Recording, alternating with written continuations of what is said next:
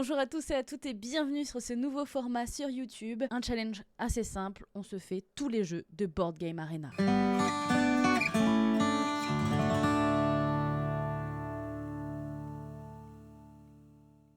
Et pour commencer cette aventure, j'avais envie de commencer avec 3 jeux assez simples, des jeux qui vont se jouer à 2.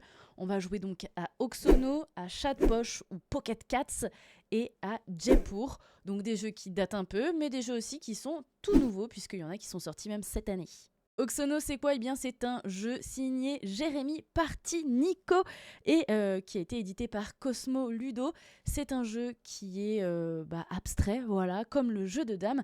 On fonce tout de suite sur le jeu. Alors, le principe, c'est quoi ? C'est d'aligner 4 jetons de même couleur ou 4 jetons de même symbole.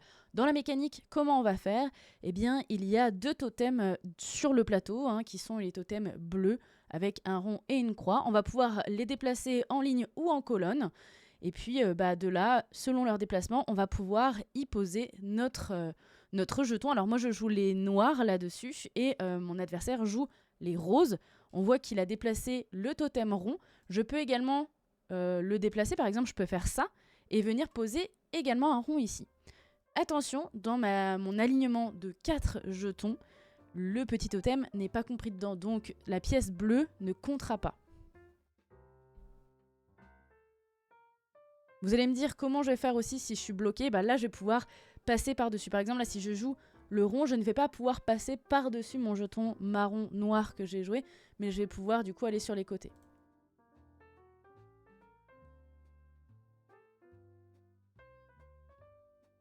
Je suis pas quelqu'un qui est très sensible aux jeux abstraits en général, mais là j'avais envie de tester celui-ci puisque c'est un jeu qu'on a décidé de présenter nous en festival et j'ai complètement perdu. Voilà, un jeu abstrait, j'ai un peu du mal à accrocher sur ce genre de jeu de façon générale. Moi j'ai besoin que les jeux me racontent une histoire. J'ai besoin que ça me transporte, j'ai besoin de plein de choses sur un jeu et clairement, les jeux abstraits, ça répond pas à mes attentes.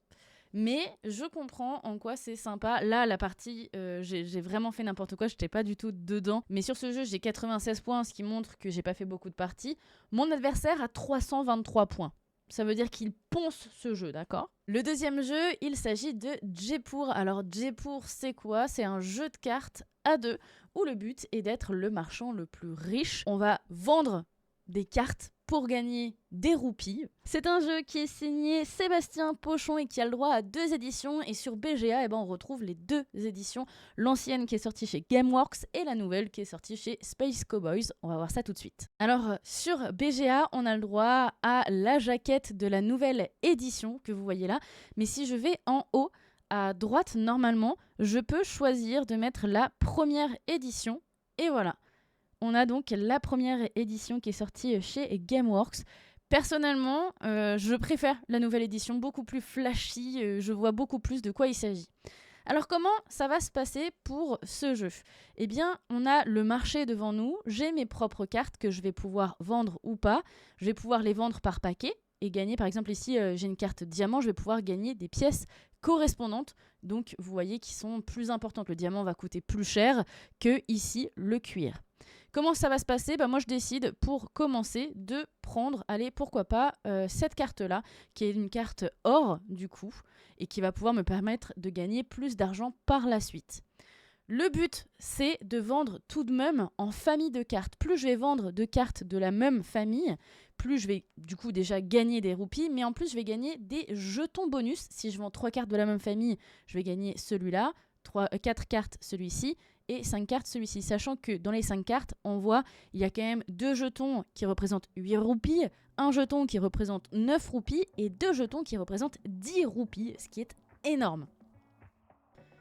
Aussi, dans le marché, si je décide de prendre le chameau, eh bien, je vais tous les prendre. Donc là, je peux prendre les 3 chameaux. À quoi vont me servir les chameaux ? Je vais les prendre pour vous montrer. Bon, dommage, ça a fait apparaître des diamants. Les chameaux, ils vont me permettre de faire du troc. Là, par exemple, j'ai 5 cartes. C'est dommage, puisque je ne peux avoir que 7 cartes en main. Sinon, j'aurais pu échanger mes 4 chameaux contre les 4 cartes du coup cuir qui m'aurait permis de gagner ensuite des roupies. Je préfère faire du troc contre 2 cartes pour éviter à mon adversaire de remporter des cartes diamant, or ou argent qui sont les cartes les plus importantes et qui rapportent le plus de roupies. Là, je vais décider de vendre une seule carte épice, du coup, pour une simple et bonne raison, c'est que le premier jeton épice rapporte autant d'argent que l'argent, voilà, c'est tout. Alors ça va pas me rapporter grand chose, mais ça va me permettre de récupérer plus de cartes ensuite dans ma main, puisque vous voyez là, j'ai 6 cartes, je ne peux en avoir que 7 en main, donc j'étais à mon maximum, et j'ai pas envie d'aller chercher des cartes pour laisser mon adversaire ensuite récupérer des choses plus intéressantes. Là, j'ai fait le pari de prendre une carte cuir. Pourquoi ? Parce que j'aime bien les vendre par 3, les cartes de cuir. Comme ça, je prends les 3 premiers roupies, qui sont quand même les roupies les plus importants du cuir, et je peux récupérer un jeton bonus qui va me rapporter soit une roupie, 2 roupies ou 3 roupies, mais c'est déjà ça de prix en fait. C'est un peu timé, hein. Il faut aussi que notre adversaire puisse jouer derrière et qu'on ne l'embête pas trop non plus sur son choix de carte, quoi. Là, il n'y a que des chameaux, du coup, peut-être que mon adversaire va décider de prendre tous les chameaux, sachant qu'à la fin de la manche, eh bien, on peut récupérer le jeton chameau.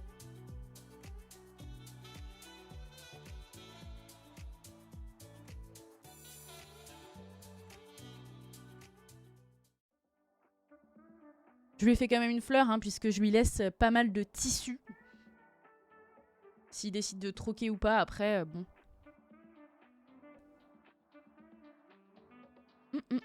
Qu'est-ce que je vais faire ?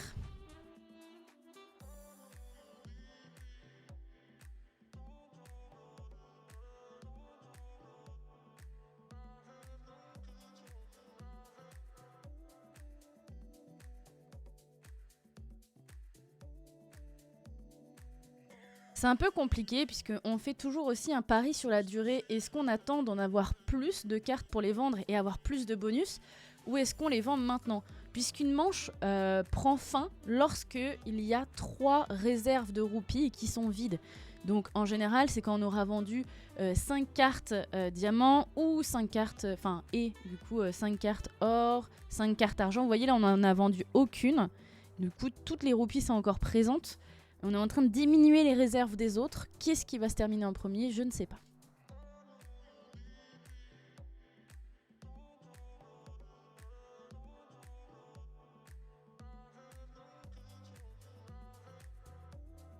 Là, s'il veut prendre quelque chose, je l'oblige du coup à prendre tous les chameaux ou à vendre des choses. Et il décide de vendre. Il a vendu de l'argent, ce qui est pas mal. Du coup, je pense que je vais prendre tous les chameaux. Ouais, pas mal.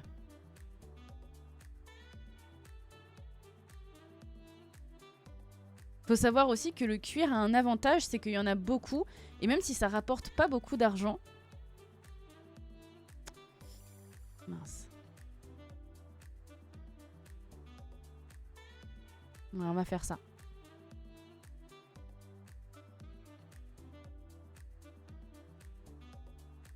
Je lui laisse des choses assez importantes, genre comme l'or et les épices, parce que je vais pouvoir du coup troquer 4 cuirs. Alors vous allez me dire, mais ça va te rapporter que une roupie, un roupie, je sais pas trop comment on dit.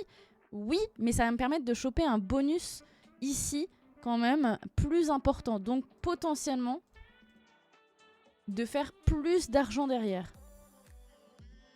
Après, je dis pas du tout que j'ai la science infuse et que j'ai la bonne façon de jouer. Tout le monde a sa façon de jouer, tu vois.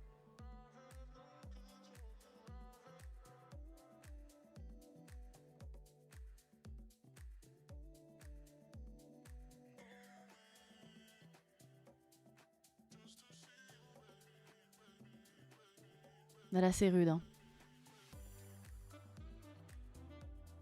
C'est très très rude. Alors là, on pourrait se dire, oui, je vais foncer sur le diamant et tout, mais il n'y a plus de roupies associées au diamant, donc ça sert à rien d'aller les prendre. Par contre, je vais aller chercher... Je vais pas lui laisser la dernière or, puisque sinon il risque de faire un duo, enfin un trio même de cartes or et d'aller finir ces fameuses roupies, et j'ai pas envie. Par contre, je vais finir le tissu, ce qui me fait récupérer un petit jeton de 3, pourquoi pas. Ah, il avait quand même une 3e or dans la main. Et là, c'est fin de manche. Mon adversaire a un score de 78, j'ai un score de 56. Et on va enchaîner sur une deuxième manche qui va nous faire un total, donc on pourra peut-être se refaire.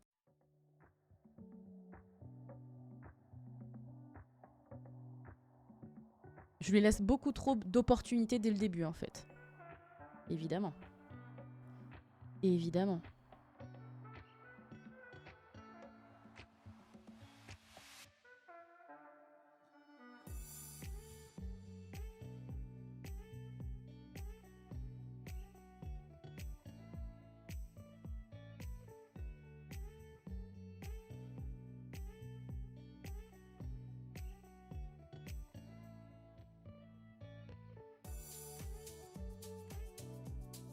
Ça vend direct. Ok.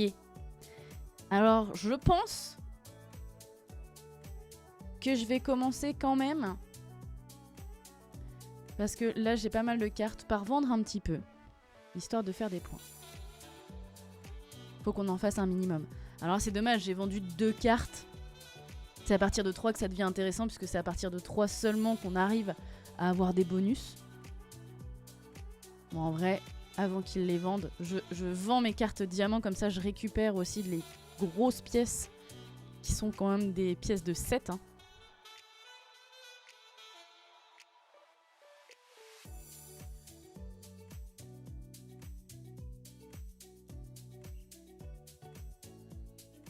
À quoi ça peut servir de troquer? Pourquoi vous allez me demander peut-être pourquoi est-ce que je prends pas juste une carte en gardant mes chameaux, puisque mes chameaux me rapportent des bonus derrière. C'est que de troquer, ça va aussi limiter le choix de mon adversaire derrière. Et je ne peux pas troquer qu'une seule carte. Je suis obligée de troquer toujours 2 cartes par 2 cartes.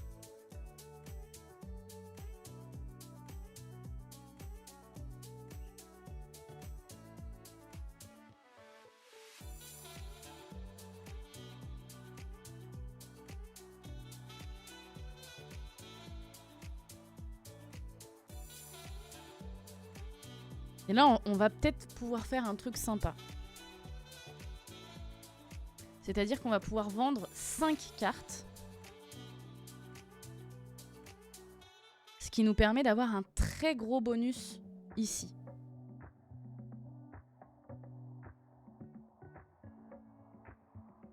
On sait ce qu'on cherche. Là, j'ai envie d'aller sur l'argent. J'ai envie de récupérer des cartes argent aussi.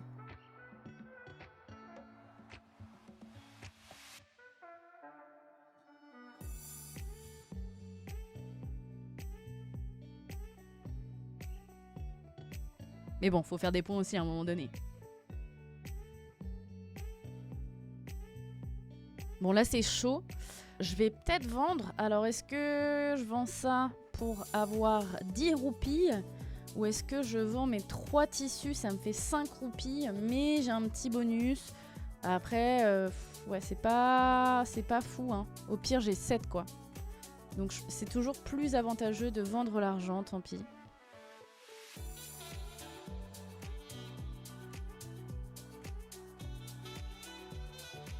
Là, ça vend. C'est dangereux, hein. Ok.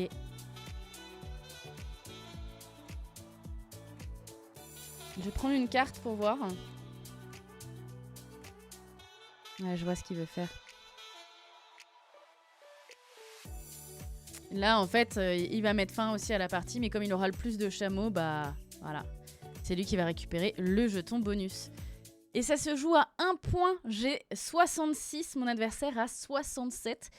C'est extrêmement dommage de commencer les vidéos YouTube sur le Board Game Arena Challenge avec que des défaites. Bon, allez, il nous reste en tout cas le 3e jeu pour se refaire. J'espère qu'on va pouvoir avoir au moins une victoire. Ce 3e jeu, il s'agit de Chat de poche ou de Pocket Cats. Pocket Cats, c'est un jeu à 2 de tuiles Alors, on va pas poser des tuiles, mais on va plutôt en retourner.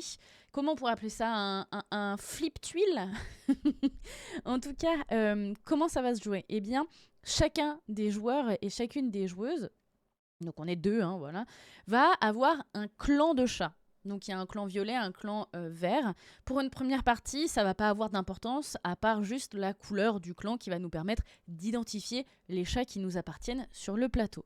En revanche, pour les parties d'après, eh bien, ça va avoir une importance, puisque une fois qu'on va être à l'aise dans la mécanique de jeu, eh bien, on va pouvoir retourner notre carte chef de clan et on va avoir un pouvoir spécifique à nous-mêmes.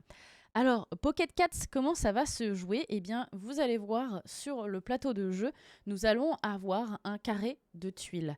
Des tuiles qui seront toutes retournées, sauf une qui va marquer le point de départ du jeu. Et comment ça va se jouer? Eh bien, à notre tour de jeu, on va retourner une tuile et on va pouvoir la déplacer. Chaque tuile va avoir sa propre loi de déplacement. C'est-à-dire qu'une tuile chat va pouvoir bouger de 1 ou de 2, que ce soit en ligne ou en colonne, et va devoir échanger de place avec la tuile sur laquelle elle va atterrir. On va avoir donc des tuiles aussi proies, donc des tuiles qu'on va essayer de manger avec nos chats, et des tuiles chiens qui, eux, vont chasser les tuiles chats.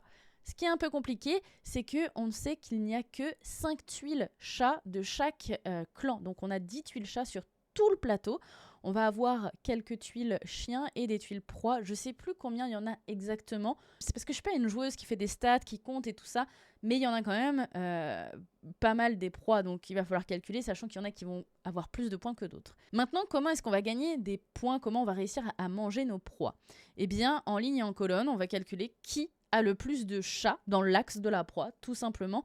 Et si on a le même nombre de chats, on va surtout se référer à la puissance du chat. Parce qu'un chat va avoir une plus grande puissance ou pas que les autres. Donc ça va être vraiment une bataille de rue du chat, quoi. Allez, c'est parti, on part en jeu. Alors, ce que je vous ai pas dit, c'est que Pocket Cats ou Chat de poche, c'est signé Alexandre Aguilar et Romaric Gallonier, et c'est sorti chez Lumberjack Studio. On part tout de suite sur notre partie. Alors vous voyez, ça ressemble à ça. On a donc 5 tuiles sur 5 tuiles, ce qui fait 25 tuiles présentes devant nous. Et on a donc cette tuile centrale qui marque le point de départ. C'est une proie qui vaut 6 points de victoire. On a également une mouche qui a été dévoilée. Il faut savoir qu'il n'y a que 2 mouches en jeu.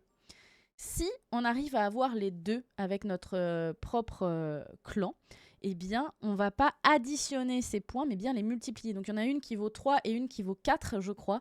Donc, au lieu de faire 7 points, on va faire 12 points. Alors, moi, je joue les chats, les gourmets. Je suis les chats verts. Et du coup, Wistitinini, qui est mon adversaire, joue les chats violets. Vous voyez, on a nos clans ici à droite. Je ne suis pas obligée de prendre une tuile adjacente. Hein. Je peux complètement prendre une tuile, voilà, à l'autre bout. Là, je suis tombée sur un chien. C'est dommage parce qu'un chien en début de partie, ça sert pas à grand-chose. C'est-à-dire que là, je peux pas du tout anticiper où va apparaître les chats de mon adversaire. Bon, du coup, ça a été un peu au pif. Je vais le mettre ici. Voilà. Donc là, vous voyez, je l'ai interchangé. Ce chien-là pouvait du coup se déplacer sur toute la colonne, sur toute la ligne. Et qu'est-ce qu'il nous dit? Il nous dit qu'il viendra chasser les chats qui seront sur cette... Enfin, le premier chat, en tout cas, auquel il aura accès sur cette colonne. Ok, là, on a pas mal de proies. Ah, un chat à moi. Ok. Je vais me mettre ici, comme ça, c'est sûr. Ça me fait au moins une force de frappe. Dans cette ligne, évidemment, il me fait sauter tout de suite.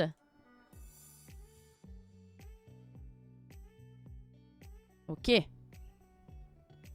Donc... 2 mouches, oui. Voilà, elles sont d'ailleurs côte à côte.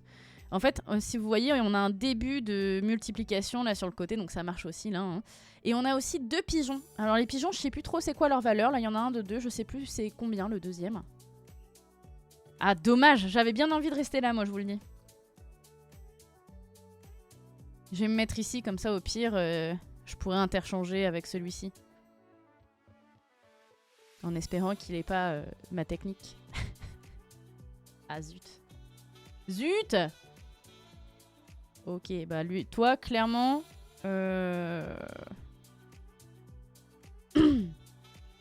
J'ai pas... Oh là là, c'est un de 5 en plus. Je vais le changer ici. Ok, c'est lui qui gagne le 5 pour l'instant. Mais au moins, il va pas pouvoir venir récupérer ici. Vous voyez? Parce que selon où je le mettais, j'aurais pu le rapprocher et ça m'embêtait un petit peu. Bah, évidemment. Oh là là. Hop. Tac. Et comme ça, il est bien embêté puisque je vais complètement faire sauter son chat qui est apparu ici. Avec le chien que je viens de placer en dessous.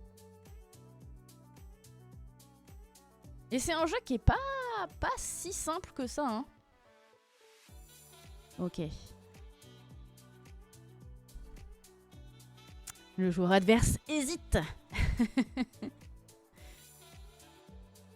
Waouh. Alors là, c'est compliqué parce que ce chien-là, en fait, il fait sauter les chats qui sont dans son axe. Ça m'embête un peu parce que du coup, c'est des chats à moi qu'il y a ici pour l'instant.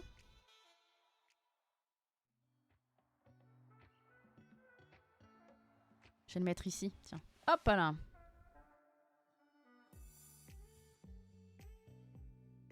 J'ai fait un très mauvais move. En fait, j'aurais dû le mettre ici. Je sais plus ce que je voulais faire. C'est ce qui se passe aussi des fois, un petit trou de mémoire. Ok.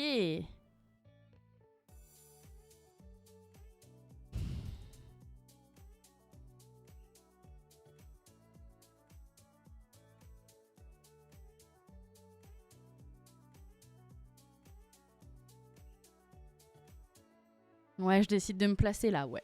Ah non, c'est pas moi en plus. Ah non. Alors là, c'est une grosse boulette. J'ai cru que c'était moi.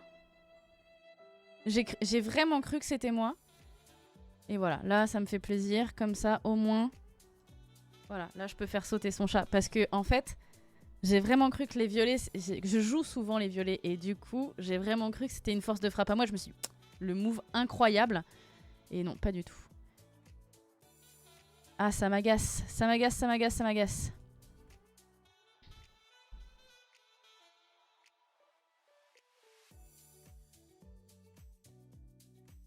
Bah évidemment qu'il va le jouer là.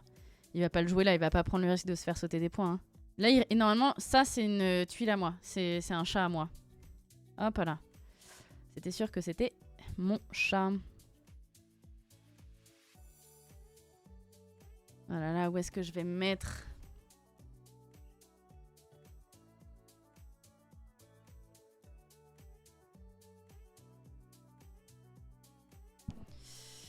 Je vais me mettre, je pense, ici. Ah bah ça sert à rien, je me fais sauter en fait. Allez. Et à cause de mon move tout pourri, on va perdre.